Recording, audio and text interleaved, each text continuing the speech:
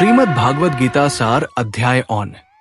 श्रीमद् भगवद गीता के पहले अध्याय का नाम अर्जुन विषाद योग है। इस अध्याय में भगवान श्री कृष्ण और अर्जुन के बीच का संवाद प्रारंभ होता है। यहाँ अर्जुन के मन में उत्पन्न हुआ मोह और विषाद, उदासी का वर्णन है, जो उन्हें कर्तव्य पालन से विमुख करता है।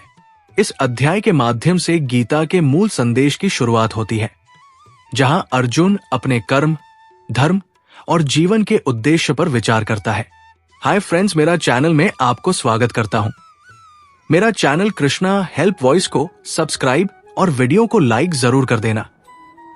ऐसे ही वीडियो मेरे चैनल पर आपको मिलते रहेगा। बोलो जय श्री कृष्णा। धृतराष्ट्र, जो कि अंधे थे, संजय से युद्ध भूमि की स्थिति के बारे में पूछते हैं। वे जानना चाहते हैं कि कुरुक्षेत्र के युद्ध में कौन जीत रहा है और क्या हो रहा है। धृतराष्ट्र ने कहा, युद्ध लड़ने की इच्छा से कुरुक्षेत्र के पवित्र मैदान में एकत्रित होकर मेरी प्रजा और पांडवों ने क्या किया?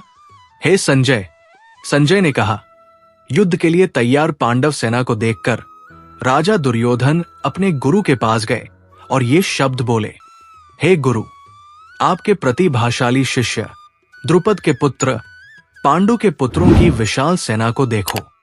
उस सेना में भीम और अर्जुन के बराबर शक्तिशाली धनुर्धर और वीर हैं। युयुधान, विराट और द्रुपद, प्रत्येक एक महारथी। वीर धृष्टकेतु, चेकितान और काशी के राजा पुरुजित, कुंतीभोज और शैव्य, सभी श्रेष्ठ पुरुष। शक्तिशाली युधामन्यु, बहादुर उत्तमौजा, सुभद्रा के पुत्र और द्रौपदी के पुत्र वास्तव में सभी महारथी। हे द्विजों में श्रेष्ठ, मैं तुम्हें अपनी सेना के उन नेताओं के बारे में भी बताता हूं जो आपस में प्रतिष्ठित है। मैं उनका नाम बताऊंगा ताकि तुम सब जान जाओ। आप स्वयं तथा भीष्म और कर्ण, कृपा, जो युद्ध में सदैव विजयी होते हैं, अश्वत्थामा, विकर्ण, जयद्रथ और सोमदत्त के पुत्र, और इसके अलावा कई अन्य वीर भी थे जो कई हथियारों से लैस थे। प्रत्येक युद्ध में कुशल थे और सभी ने मेरे उद्देश्य की सेवा के लिए अपने प्राणों की आहुति देने का संकल्प लिया। परंतु भीष्म द्वारा रक्षित हमारी ये सेना असीमित है और भीम द्वारा रक्षित उनकी वो सेना सीमित है। अब अपने मार्शल सैनिकों के सामने अपना उचित स्थान ले लो और अकेले भीष्म की रक्षा करो। कौरवों में सबसे बड़े प्रतापी पौत्र भीष्म ने सिंह गर्जना की और शंख बजाया, जिससे दुर्योधन को खुशी हुई। तब शंख, नगाड़े, ताबर, तुरही और गाय के सींग अचानक बजने लगे और ध्वनि अद्भुत थी। तत्पश्चात सफेद घोड़ों से जुते हुए अपने भव्य रथ पर बैठे हुए माधव और पांडवों ने भी अपने दिव्य शंख बजाए। ऋषिकेश ने अपना शंख, पांचजन्य बजाया। धनंजय, देवदत्त और भयानक कर्मों के कर्ता वृकोदर ने अपना महान शंख, पौंड्र बजाया। कुंती के पुत्र राजा युधिष्ठिर ने अपना अनंत विजय शंख बजाया और नकुल और सहदेव ने सुघोष और मणिपुष्पक को बजाया। महान धनुर्धर काशी के राजा, महान योद्धा शिखंडी, धृष्टद्युम्न और विराट, अजेय सात्यकी, द्रुपद और द्रौपदी के पुत्र और सुभद्रा के शक्तिशाली पुत्र, हे पृथ्वी के भगवान, प्रत्येक ने अपना अपना शंख बजाया और वो कोलाहल जो स्वर्ग और पृथ्वी पर गूंज रहा था, धृतराष्ट्र के अनुयायियों के हृदयों को विदीर्ण कर देता है। हे राजा, अब कौरवों को युद्ध क्रम में सज्जित देखकर और अस्त्र शस्त्रों का प्रक्षेपण प्रारंभ होते देख अर्जुन ने अपना धनुष उठा लिया और भगवान कृष्ण से ये शब्द बोले। अर्जुन ने कहा, हे अच्युत, दोनों सेनाओं के बीच में मेरा रथ खड़ा करो ताकि मैं वहां लड़ने के लिए उत्सुक लोगों को देख सकूं और युद्ध की पूर्व संध्या पर जान सकूं कि मुझे किससे युद्ध करना है। मैं दुष्ट बुद्धि दुर्योधन को प्रसन्न करने की इच्छा से यहां युद्ध के लिए एकत्र हुए इन योद्धाओं को देखूंगा। संजय ने कहा, अर्जुन द्वारा इस प्रकार सलाह देने पर भगवान कृष्ण ने महान रथ को दोनों सेनाओं के बीच में भीष्म और द्रोण और सभी राजाओं के सामने खड़ा कर दिया और कहा, हे अर्जुन, देखो, उन कौरवों को यहाँ एकत्र किया गया है।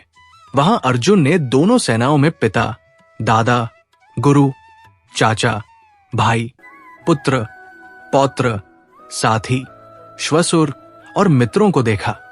कुंती पुत्र ने विरोधी पक्ष में खड़े इन सभी स्वजनों पर अपनी दृष्टि डालते हुए गहरी दया से अभिभूत होकर दुखी स्वर में कहा। अर्जुन ने कहा, हे कृष्ण, मेरे इन रिश्तेदारों को देखकर जो यहां युद्ध करने के लिए उत्सुक है, मेरे अंग कमजोर हो गए हैं और मेरा मुंह सूख गया है। मेरा शरीर हिल गया और मेरे रोंगटे खड़े हो गए। गांडीव धनुष मेरे हाथ से छूट गया और मेरी त्वचा में आग लग गई। मैं अपने आप को स्थिर नहीं रख सकता। मेरा दिमाग घूमने लगता है। हे केशव, मुझे अनिष्ट के शकुन दिखाई दे रहे हैं। हे कृष्ण, मैं अनेक अपशकुन देखता हूं और ये नहीं समझता कि युद्ध में अपने ही लोगों को मारने से क्या लाभ हो सकता है। हे कृष्ण, मुझे विजय, राज्य या सुख की इच्छा नहीं है। ये राज्य, भोग, यहां तक कि जीवन भी हमारे किस काम के? जिनके लिए हम राज्य, भोग और सुख चाहते हैं, गुरु, पिता, पुत्र, दादा, मामा, ससुर, साले, पोते और अन्य संबंधी, वे सभी अपना त्याग कर यहां युद्ध के लिए तैयार खड़े हैं, धन और जीवन भी। हे मधुसूदन, मैं इन्हें नहीं मारूंगा, यद्यपि उन्हें मुझे मारना चाहिए। यहां तक कि तीनों लोकों पर संप्रभुता के लिए भी, इस पृथ्वी के लिए तो और भी कम। हे जनार्दन, धृतराष्ट्र के इन पुत्रों को मारने में हमें क्या खुशी हो सकती है? यदि हम इन अपराधियों को मार डालेंगे तो केवल पाप ही हम पर हावी होगा। इसलिए हमें अपने रिश्तेदारों धृतराष्ट्र के पुत्रों को नहीं मारना चाहिए, क्योंकि हे माधव, हम अपने ही लोगों को मारकर कैसे खुश रह सकते हैं? यद्यपि वे लालच से वशीभूत अपनी समझ के कारण परिवारों के पतन में कोई बुराई नहीं समझते हैं और मित्रों से शत्रुता करने में कोई पाप नहीं समझते हैं। हे जनार्दन, हमें जो स्पष्ट रूप से परिवारों के पतन में बुराई को समझते हैं, इससे बचना क्यों नहीं सीखना चाहिए? पाप, एक परिवार के क्षय के साथ उसके धर्म भी नष्ट हो जाते हैं, जो मन से समय से चले आ रहे हैं। धर्मों के खत्म होने पर अधर्म पूरे परिवार पर हावी हो जाता है। हे कृष्ण, जब अधर्म परिवार पर हावी हो जाता है तो परिवार की महिलाएं भ्रष्ट हो जाती हैं, और जब, हे कृष्ण, महिलाएं भ्रष्ट होती हैं तो जातियों का मिश्रण उत्पन्न होता है। यह मिश्रण परिवार को और उसे नष्ट करने वालों को भी नरक में ले जाता है, क्योंकि उनके पितर चावल के पिंडों और जल के प्रसाद से वंचित रह जाते हैं। परिवारों को तोड़ने वालों के इन बुरे कर्मों से, जिनके परिणाम स्वरूप जातियों का मिश्रण होता है, जाति और परिवार के शाश्वत धर्म उखड़ जाते हैं। हे जनार्दन, हमने ऐसा सुना है कि जिनके कुल धर्म नष्ट हो जाते हैं, वे अवश्य ही नरक में निवास करते हैं। अफसोस, हम एक महान पाप करने के लिए कृत संकल्प है, जिसमें हम राज्य के सुख के लिए, अपने लालच को पूरा करने के लिए, अपने रिश्तेदारों को मारने के लिए तैयार है।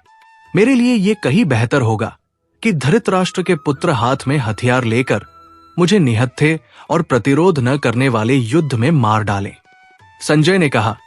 अर्जुन ने युद्ध के मैदान में ऐसा कहकर अपना धनुष और बाण अलग रख दिया और अपने रथ की सीट पर बैठ गया।